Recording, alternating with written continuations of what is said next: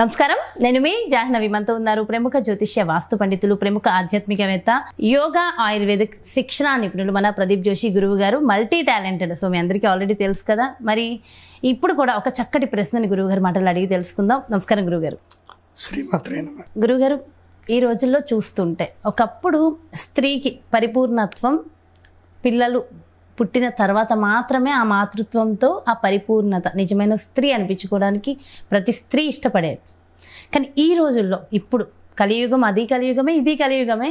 ఇప్పుడు చూస్తున్నట్లయితే అసలు ఒక్కొక్క స్టేట్మెంట్స్ చూస్తుంటే మాకు కుక్క పిల్లలు కావాలి, కుక్కలు కావాలి, పిల్లుల్ని పెంచుకుంటాం, కానీ మాకు పిల్లలు మాత్రం వద్దు అనే స్టేట్మెంట్ నేను వెరీ రీసెంట్గా చూసి నిజంగా చాలా షాక్ అయ్యాను. అంటే ఎందుకు, దీనికి కారణం ఏంటంటారు అసలు? అంటే పిల్లలు వద్దు, మేము కన్న పిల్లలు మాకు వద్దు, మేము కనము పిల్లల్ని, పిల్లుల్ని పెంచుకుంటాం, కుక్క పిల్లల్ని పెంచుకుంటాం. ఏంటి గురువుగారు, అసలు ఎటు వెళ్తున్నామంటారు? మనం వెళ్ళే దారి సరిగ్గానే వెళ్తున్నామా?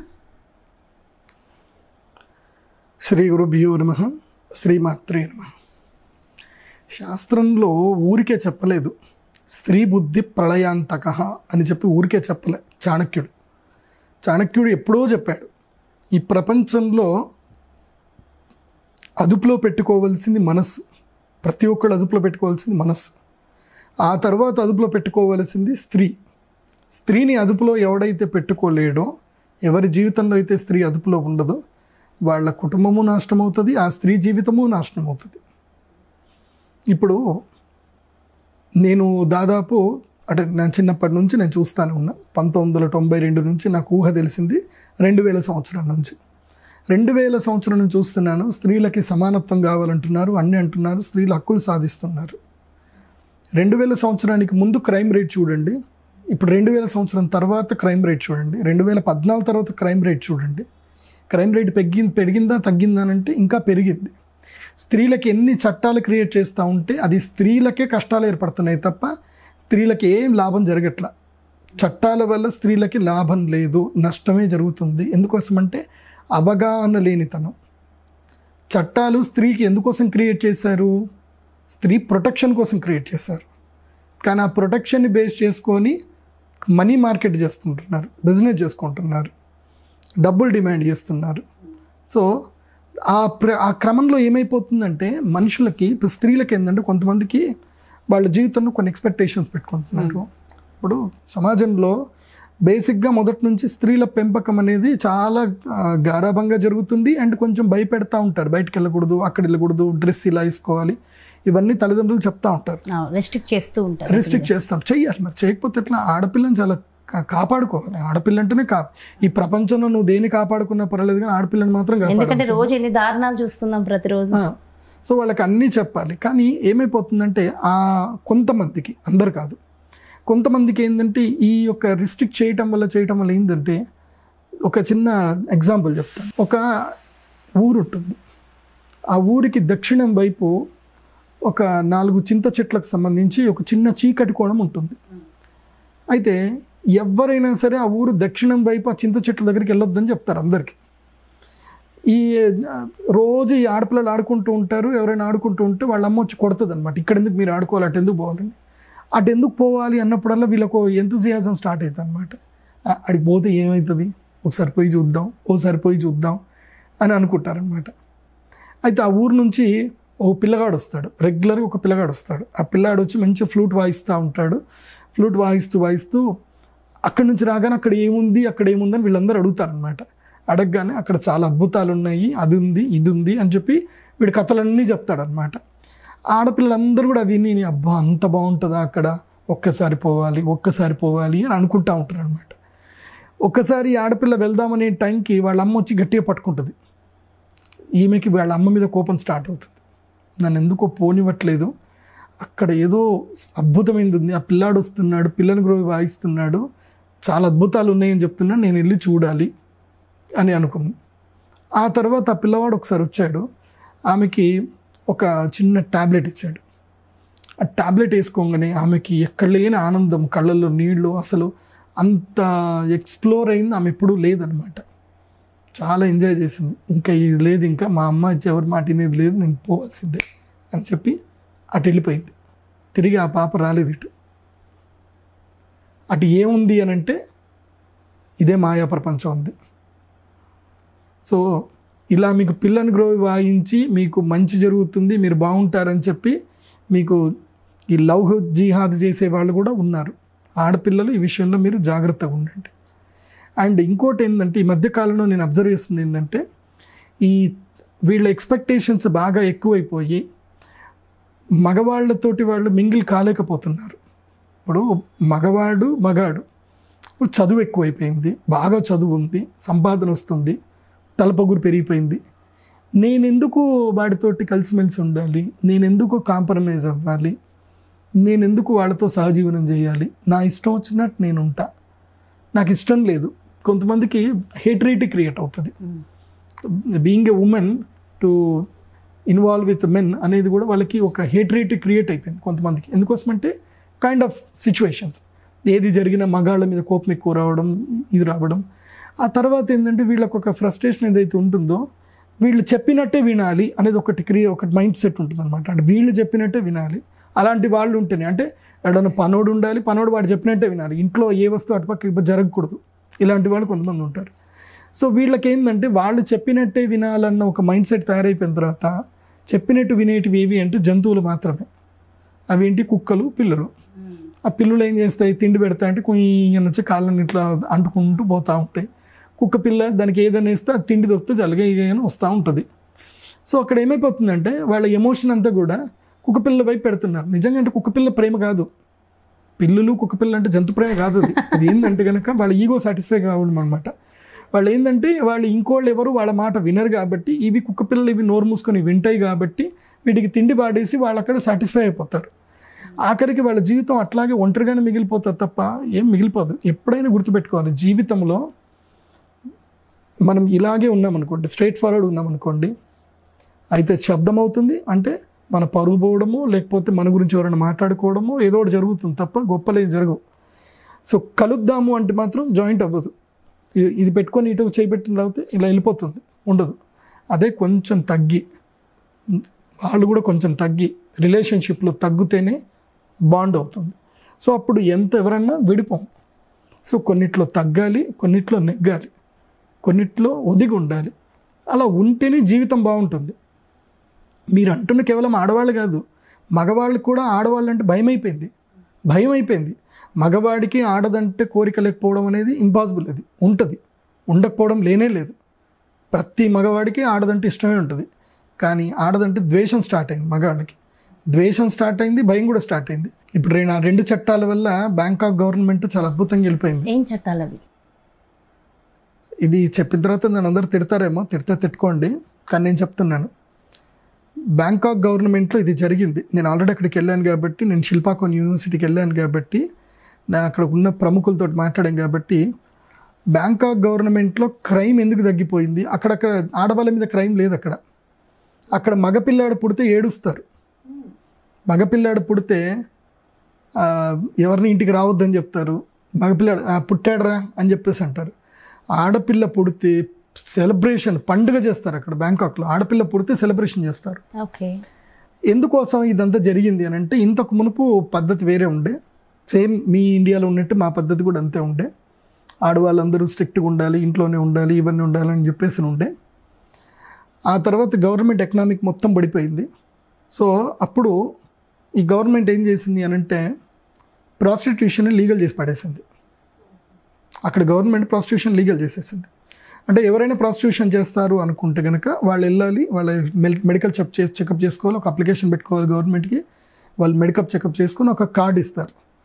వాళ్ళు ఎవ్రీ 15 డేస్కి ఒకసారి ఆ కార్డు రెన్యువల్ చేసుకోవాలి. వాళ్ళు అక్కడికి వెళ్ళి అంటే మళ్ళీ మెడికల్ సర్టిఫికేట్ చేసుకోవాలి, మళ్ళీ మెడికల్ చేయించుకోవాలి, రెన్యువల్ చేయించుకోవాలి. ఆ తర్వాత ఏమైపోయిందంటే స్త్రీలకు స్వేచ్ఛ పెరిగిపోయింది. అంటే స్వేచ్ఛ అంటే ఇంకా వాళ్ళు మమ్మల్ని ఎవరు ఏమనకూడదు, రెస్ట్రిక్ట్ చేయడం పోయింది. ఇంకోటి, ఆడవాళ్ళ జోలికి పోవడం మానేశారు జనాలు. అంటే ఈ రేపులు లేవు, ఈ హరాస్మెంట్లు లేవు, ఇవేవి లేవు అన్నమాట. బికాస్ ప్రాస్టిట్యూషన్ లీగల్ అయిపోయింది కదా.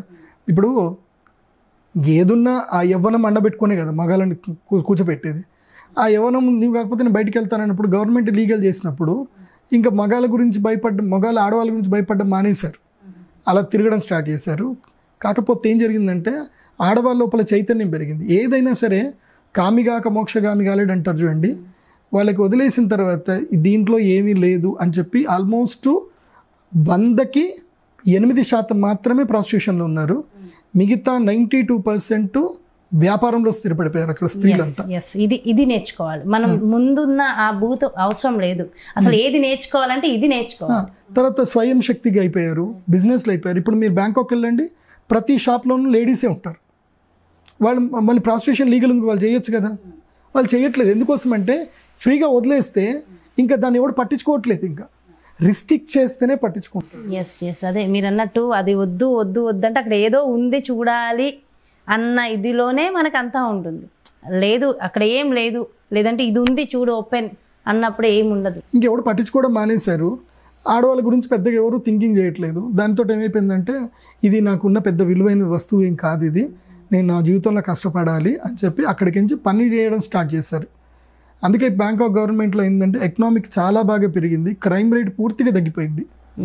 ఇంకా అక్కడ స్త్రీలు నాకు డివోర్స్ లేదు, నాకు ఇది రావట్లేదు, కొట్లాటలు లేవు అక్కడ. ఎందుకోసం వాడు మగాడికి డివోర్స్ కావాలంటే ఇచ్చేస్తా పో అని చెప్పేసి అంటున్నాడు. ఇంకా ఆమెని డివోర్స్ వద్దు అని మొత్తుకుంటుంది. ఇప్పుడు కావాలని ఎందుకోసం అంటే ఇది ఒకటి ఉంది కదా, ఇది ఒక్కటి మగాళ్ళు కనుక ఈజీగా దొరకగలిగితే మగాళ్ళు ఎవరూ తప్పు చేయరు, ఆడవాళ్ళ మీద హింసలు ఎక్కడ జరగవు, ఆడవాళ్ళకు కూడా ఈ యొక్క చెడ్డ పని చేసే వాళ్ళతోటి వాళ్ళకి శత్రుత్వం అనేది ఉండదు. ఇంకా అది జరిగింది అక్కడైతే, సక్సెస్ జరిగింది. కానీ మన సనాతన ధర్మం, మన భారతీయ సంస్కృతి మనకి. నేను ఒక విషయం చెప్తానండి. ఇప్పుడు చైనా గవర్నమెంట్ కూడా ఒకటి ఇప్పుడు ఇది పెట్టింది, మీరు పెళ్లి చేసుకోకుండా పర్వాలేదు పిల్లలు కనండి అని చెప్తుంది. ఎందుకోసం అంటే వాళ్ళు పెళ్లి చేసుకోవడానికి ఆస్తులు రాసిమని అడుగుతున్నారు చైనాలో. కొన్ని వీడియోస్ చూసానండి, పెళ్లి చేసుకోవాలంటే ఆస్తి రాసిమని. ఆస్తి ఉంటే వాడికి ఒక ఇల్లు కారు ఉంటేనే పెళ్లి చేసుకుంటున్నారు, లేకపోతే చేసుకోవట్లేదు. ఏదో అగ్రిమెంట్ మీద పిల్లలు కనండి అని చెప్పి చైనా గవర్నమెంట్ చెప్తుంది. ఎందుకోసం అంటే ఇప్పుడు చైనా పాపులేషన్ మొత్తం తగ్గిపోతూ ఉంది. అయితే మీరు ఇందాక సనాతన ధర్మం అన్నారు కదా, సనాతన ధర్మం కూడా ఒకటి లెక్క చెప్పింది, చాణక్యుడిలో కూడా ఉంది, మీరు అది చూడండి కావాలంటే. ప్రతి ఒక్క గ్రామంలో కూడా, ప్రతి ఒక్క ఊర్లో ఎక్కడైనా సరే మదమెక్కిన వాళ్ళు ఉంటారు, మదము లేనటువంటి వాళ్ళు ఉంటారు, పురుషుల్లోనూ స్త్రీల్లోనూ ఉంటారు. ఓకే, అప్పుడు కేటగిరీస్ చేసేవాళ్ళు, మదమెక్కిన వాళ్ళని కేటగిరీస్ చేసేవాళ్ళు. వాళ్ళకి విపరీతమైన కామవాంఛ ఉంది, తగ్గించుకోమని చెప్పడానికి లేదే. సో వాళ్ళందరినీ కలిపి ఒక గ్రూప్ చేసేసి వాళ్ళకు ఒక ప్రత్యేకమైన ఒక ఊరు రాసిచ్చేవాళ్ళు రాజులు. అంటే మీకు ఎవరికైనా విపరీతంగా కామవాంఛలు ఉన్నాయంటే మీరు ఆ ఊరికి వెళ్ళిపోండి, తప్పేం లేదు అని చెప్పేవాళ్ళు. అప్పట్లో అసిస్టెంట్ చేసేవాళ్ళు. లేదంటే ఈ అక్రమ సంబంధాలు, దీనికి కామవాంఛ ఉండి అది ఇంకోటి దగ్గరికి వెళ్ళడం, వాడికి ఎవడికో కామవాంఛ ఉండి వాడి భార్య చెప్పకపోతే వాడి దీని దగ్గర రావడము, హ్యూమన్ రిలేషన్స్ అని పాడైపోతున్నాయని చెప్పేసి అని ఒక ఊరిని ప్రత్యేకంగా తయారు చేసేవాళ్ళు. మీకు ఎవరికైనా కామవాంఛలు ఉంటే ఆ ఊరిలో పోయి ఉండండి, ఇక్కడ హ్యూమన్ రిలేషన్స్ దెబ్బతీయకండి అని చెప్పి రాజుగారు తీర్మానం చేసి, ఎవరైనా సరే ఎవరైనా కులట అయింది అంటే వేరే వాడితో వెళ్ళింది, లీగల్గా భర్త అయినా సరే వాడితో ఇంకోటితో వెళ్ళింది, అది తెలిస్తే ఏ శిక్షలు లేవు, ఏం లేవు.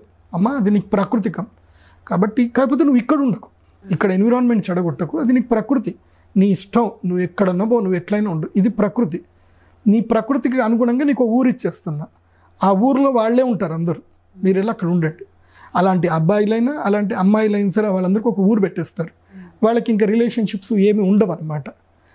అలా సిస్టమ్ మొదలు పెట్టేవాళ్ళు. ధర్మం ఎందుకోసం అంటే ఎప్పుడైనా సరే సనాతన ధర్మం ఏం చెప్తుందంటే ప్రాకృతిక ధర్మాల్ని నువ్వు వదులుకోవద్దు, అయితే నిగ్రహించుకో. నువ్వు నిగ్రహించుకొని పద్ధతిగా ఉండడానికి యోగా చేయడానికి నీకు మార్గం ఉంది. యోగా చేసుకో, ప్రాణాయామం చేసుకో, జీవితం లోపల సాత్విక ఆహారం తిను, కోరికలు చక్కగా తీర్చిదిద్దుకో, నీ భార్యతోటే కోరికలు తీర్చుకో, లేదా నీ భర్తతో కోరికలు తీర్చుకో. తర్వాత అతి కోరికలు కాకుండా యోగా చేస్తూ నీ మైండ్ని వాష్ చేసుకో అని సనాతన ధర్మం చెప్తుంది. ఒకవేళ నువ్వు మైండ్ వాష్ చేసుకునే పరిస్థితులు లేవు, నీ శరీరంలో విపరీతమైన కామవాంఛ ఉంది, అక్కడికి వెళ్ళిపో. నీకు విషయం తెలుసా, అలాంటి వాళ్ళే గొప్ప తత్వజ్ఞులు కూడా అవుతారు. కామిగాక మోక్షగామి కాలేడు అనేది కూడా అదే. విపరీతమైన కామవాంఛ తిరిగిపోయిన తర్వాత, శరీరంలో అలసత్వం వచ్చి శరీరం చచ్చబడిపోయిన తర్వాత నేను జీవితంలో ఏం చేశాను అని చూసుకుంటే ఏం ఉండదు అక్కడ. ఆ వైరాగ్యం వస్తుంది. అప్పుడు ఆ వైరాగ్యం వచ్చినప్పుడు వాళ్ళు పుస్తకాలు రాస్తారు, వాళ్ళే గొప్ప గొప్ప వాళ్ళే పుస్తకాలు రాశారు, మామూలు వాళ్ళు కాదు. ఎవరో ఒక స్త్రీ ఉంది, ఆమె రామాయణం రాసింది. ఆమె వేశ్యాగృహం నుంచి బయటకు వచ్చినాక ఆమె రామాయణం రాసింది. కానీ ఇది ఒక సిస్టమ్ ఇట్లా ఉంటుండే. కానీ దీన్ని చాలామంది ఏంటంటే దుర్వినియోగం చేసుకోవడము, ఎవరైనా ఒక స్త్రీ నచ్చితే ఆమెని బలవంతంగా తీసుకెళ్ళి కావాలన్న ఊరికి పంపించడము, ఇలాంటి మనుషులు చేయడం జరిగింది. ఎప్పుడైనా మనుషుల మధ్యలో ఈ తగాదాలు, ఈ కొట్లాటలు, ఈ కోరికలు ప్రతి ఒక్కరికి ఉంటాయి. ఎవరిని వారు నియంత్రణ చేసుకోవడమే జీవితం, ప్రేమతోటి ఉండడమే జీవితం, నమ్మకంతో ఉండడమే జీవితం.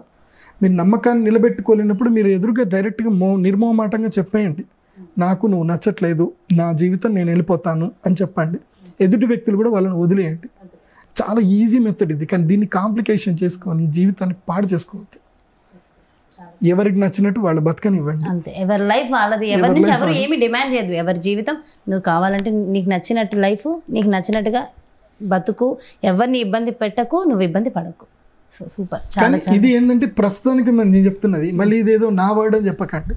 ప్రస్తుత ప్రపంచానికి ఇదే వర్డ్. ఇప్పుడు నా ప్రశ్న గురువు గారు, ఇది మీ వర్డ్ కదా, నా ప్రశ్న. ఎందుకంటే అసలు అది చూసి ఏమైపోతున్నాం, ఎటెళ్ళిపోతున్నాం, అసలు ఏం జరుగుతుంది, ఇలా పోతే అసలు తర్వాత మన భారతీయ సంస్కృతి అసలు మన నెక్స్ట్ తరానికి తెలుస్తుందా కనీసం?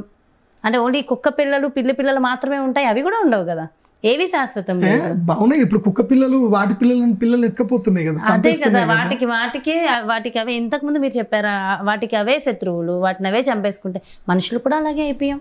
అవును. ఇప్పుడు ఎక్కడ ఉమ్మడి కుటుంబాలు ఎక్కడున్నాయండి? ఆ ఇంట్లో నుంచి ఇంటికి ఎవరైనా వచ్చి 2 రోజులు ఉంటే చాలు, ఎప్పుడు వెళ్ళిపోతారు అని చూస్తున్నారు తప్ప బంధుత్వాలు, బాంధవ్యాలు ఎక్కడున్నాయండి? అన్ని ఫేస్బుక్లోను, ఇన్స్టాగ్రామ్లోనూ ఉంటాయి బంధుత్వాలు, బాంధవ్యాలు.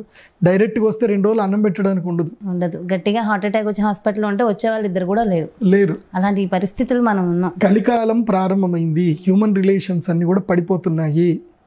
ఒక్కటి గుర్తుపెట్టుకోండి, ఈ చట్టాల వల్ల, వీటి వల్ల నష్టము ఆడవాళ్ళకే.